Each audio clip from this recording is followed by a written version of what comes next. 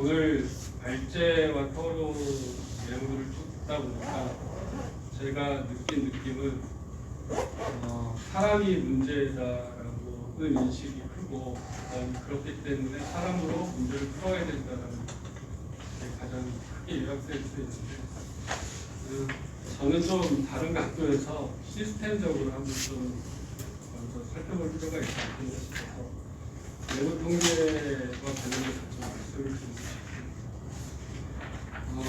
우선은 이런 책임 공방이 결국에는 누구의 책임이냐라는 그 문제로 귀결되는 경향이 많기 때문에 결국에는 해답을 찾지 못할 수 있다는 한계가 항상 있는 것 같습니다. 지난해 지금 금감원과 8개 은행 지주회사가 공동으로 해서 내부 통제 체계, 특히 은행 지주회사의 그룹 차원의 내부 통제 체계를 좀 살펴봤는데 크게 5가지 문제점과 해외 사례를 좀 비교하면서 말씀드려 보겠습니다. 물론 지금까지 발제해 주신 내용이나 토론해 주신 내용들과 좀 겹치는 부분들이 있는데 좀 더 시스템적인 측면에서 한번 좀 더 상세히 말씀드립니다. 우선은 우리나라의 내부 통제라고 하면은 제가 생각하기에는 금융회사 지배구조법은 어떻게 보면은 해외는 찾아볼 수 없는 유리한 그 특이한 법이긴 하지만 상당히 구체적으로 잘 규정되어 있고 해서 어떻게 보면 내부 통제 체계를 이해하는 데 되게 도움이 많이 되는 법인 것 같습니다. 어쨌든 간에 근데 이제 제가 봤을 때는 국내에서의 내부 통제는 준법 감시에 좀 국한되는 경향이 있는 것 같습니다. 사실상 해외에서는 내부 통제를 상당히 넓은 개념으로 보고 있는데 우리나라는 준법 감시를 좀 국한해서 보는 경향이 있다는 생각이 듭니다. 그러다 보니까 내부 통제에 있어서 내부 감사나 리스크 관리나 그런 부분을 좀 소외가 되고 그리고 준법 감시의 역할만 좀 강조되는 측면들이 있는 것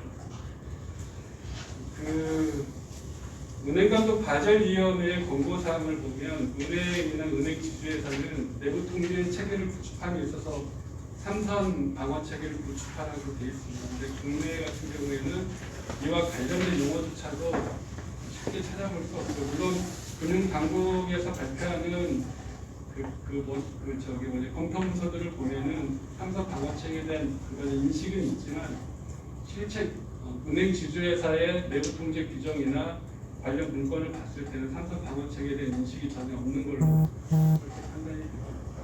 그래서 해외를 보니까 실제 대표적인 주요 은행 지주회사인 시티그룹이나 골드만삭스 같은 데를 보면은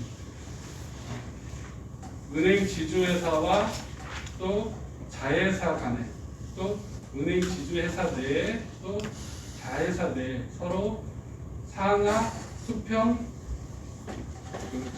수직적으로 3선 방어 체계를 갖추고 있습니다. 그러다 보니까 좀 더 내부 통제 실패를 방어할 수 있지 않겠나라는 생각이 듭니다. 물론 해외에도 보면 은행 지주회사 내에서 발생하는 그 내부 통제 실패 사례가 상당히 많습니다. 없는 건 아닙니다. 그런데 세계적인 측면에서 본다면 우리는 아직까지는 좀 뒤쳐져 있다는 생각이 들고 그렇다 보니까 그룹 차원의 어떤 내부 통제와 관련해서 정보 공유나 의사소통이 제대로 이루어지고 있지 않다. 그래서 견제가 잘 안 되고 있다는 측면들이 있는 것 같아요. 내부 통제를 준법 감시로 이렇게 국한해서 보다 보니까 이 내부 통제를 어떻게 갖춰야 되는지에 대해서도 사실 은행 지주회사 실무 책임자하고 이렇게 논의해 보면은 정확히 잘 모르는 거예요. 어디까지 내부 통제 체계를 갖춰야 되는지 준법 감시만 하면 충분한 건지 아니면 그 책임을 어디까지 져야 되는지조차도 명확하게 자체적으로 규정하지 못하고 있는 것 같습니다. 그러다 보니까 법에 나와 있는 요건만 형식적인 요건만 충족하고 실질적인 작동에는 관심이 없고 그렇기 때문에 내부 통제 실패 요인들이 잠재되어 있을 때 발견하지 못하고 결국에 그게 사모펀드 불안정 판매 같이 막중한 그런 금융소비자 피해 사례를 발생시키는 게 아닌가 그런 생각이 듭니다. 실제 그림 2에서 보면은 은행 지주 입장에서 보면은 삼선 방어 체계를 보면은 1차적인 방어선은 사업 부문입니다. 그리고 2차 방어선은 준법감시, 위험관리, 그다음에 인사제도라고 수가 있고요. 그다음에 3차 방어선은 내부 감사. 내부 감사의 역할은 상당히 중요한데 국내에서 내부 통제라고 하면 내부 감사 역할이 상당히 좀 많이 무시되고 있는 측면들이 있고 자회사도 마찬가지고요. 근데 은행 지주회사이기 때문에 더욱더 중요한 건 은행 지주회사 자체나 자회사 자체뿐만 아니라 은행 지주회사와 자회사 간에도 서로 상호 정보 공유와 의사소통이 이루어져야 되는데 실제 국내 은행 지주회사를 보면은 이게 잘 안 되고 있는 것 같아요. 해외의 경우에는 물론 뭐 내부 통제 실패 사례가 많이 나지만 기본적으로 수평적 수직적 정보 공유나 의사소통 체계를 잘 갖추고 있는 것 같습니다. 실제 사례들을 보면은 UBS 그룹이나 맥커리 그룹을 보면은 상당히 체계적으로 잘 갖추어져 있다고 볼 수가 있습니다.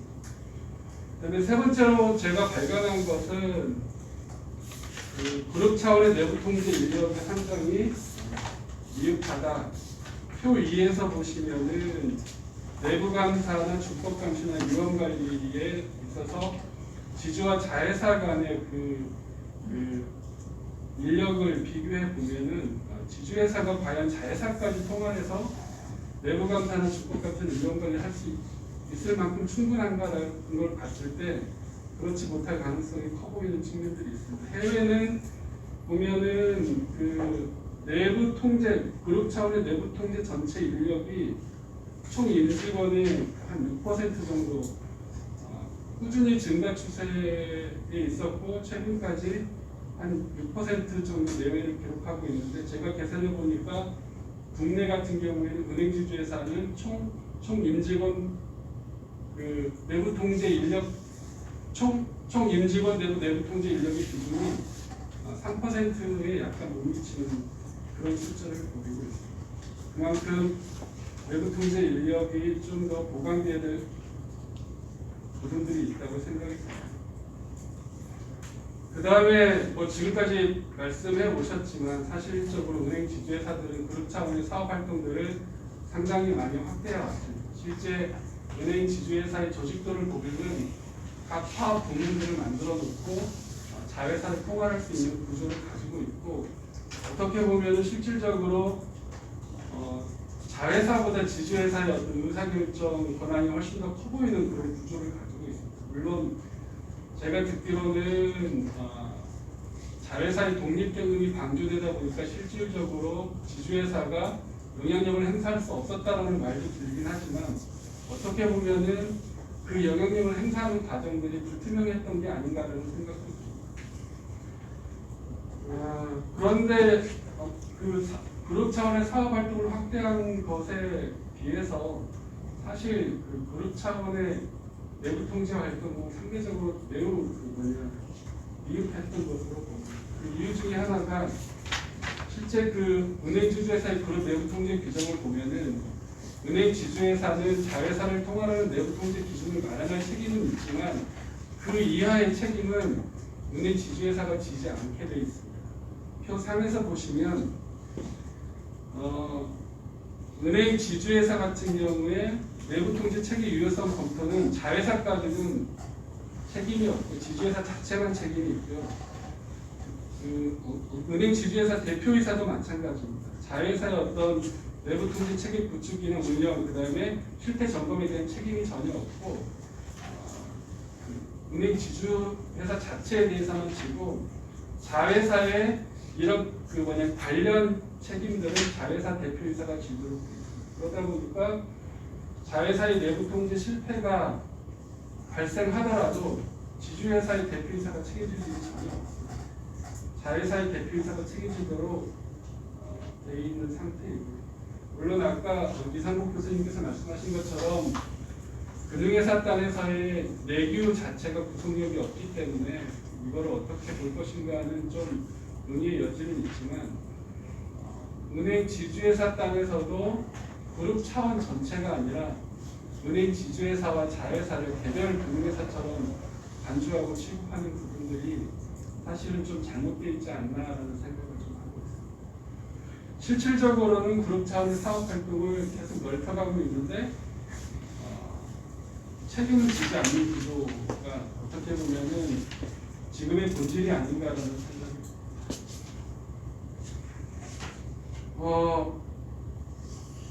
그러면 어떻게 책임을 져야 되느냐? 그건 상당히 쉽지는 않습니다. 뭐 제재 얘기를 많이 하시는데 제가 좀 찾아봤습니다. 해외에서는 기본적으로 상당한 사유가 있어야 모회사에 속한 자회사의 법인격이 규정이 된다고 합니다.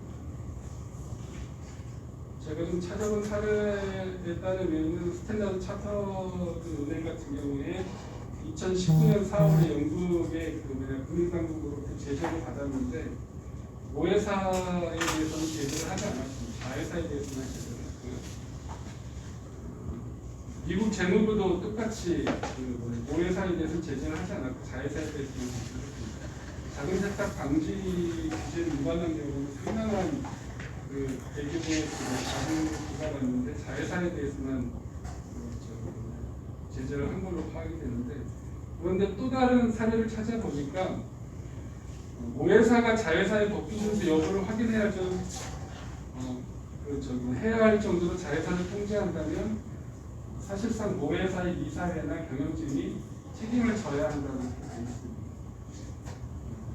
예를 들면은 뭐 인도도 마찬가지고 제가 최근 거를 찾아보니까 미국의 FRB는 2020년 10월에 은행 지주회사인 골드만삭스 그룹에 대해서 위법 행위자는 자회사이지만 골드만삭스 그룹이 자회사에 대한 내부 통제를 점검할 책임이 있다고 판단하고 실질적으로 골드만삭스 그룹에 대해서 상당한 규모 400만 달러의 벌금을 부과한 바 있습니다. 또한 SEC도 마찬가지입니다. 2018년 8월에 시티그룹에 대해서 자회사의 위법 행위에 대해서 시티그룹이 제대로 내부 통제하지 못했다는 이유로 상당한 과징금을 부과했습니다. 이제 또 한 가지 이제는 아까 제가 서두에 말씀드린 것처럼 사람이 문제니까 사람으로 풀어야 된다라는 게 오늘의 큰 논의의 맥락이라고 생각이 되는데 제가 생각하는 거는 우리나라 제재가 주로 이제는 인적 제재에 초점을 맞추다 보니까 결국에 이게 이 논의의 결과나 어떤 해법이 제대로 실현되지 못하는 게 아닌가라는 생각이 듭니다. 저는 그래서 제재 자체도 인적 제재에서 민사 제재로 가서 결국에는 인적 제재는 회사 자체에서 왜냐하면 민사 제재 여기 보시면 해외 같은 경우에 제재금 자체가 과징금 자체가 상당히 규모이기 때문에 이게 결국에는 경영 실패로 귀결이 되고 경영진은 당연히 책임을 지고 어떤 간에 간접적으로 영향을 받을 수밖에 없다는 생각이 들면서도 또 한 가지는 국내 은행 지주회사의 지배구조상 또 한계가 있어서 대주주가 없어서 이런 과징금으로 제재를 한다고 해서 과연 인적 제재로 간접적인 인적 제재로까지 연결될 거냐 이런 부분들이 좀 약간 국내 어떤 실정인 것 같기는 하지만 이런 부분까지 같이 봐야 되는 게 아닌가 싶은 생각이 듭니다. 왜냐하면 사실 사모펀드 환매 중단 사태로 해서 금융 소비자가 대규모로 피해를 봤을 때 사실은 그 이면에는 그만큼 은행 지주회사들이 수익을 봤다고 보고 있고 그러면 그런 부분들이 금전적 제재까지 연결이 돼야 되고 그리고 나서 인적 제재를 논하는 게 맞지 무조건 인적 제재만 논했을 경우에는 결국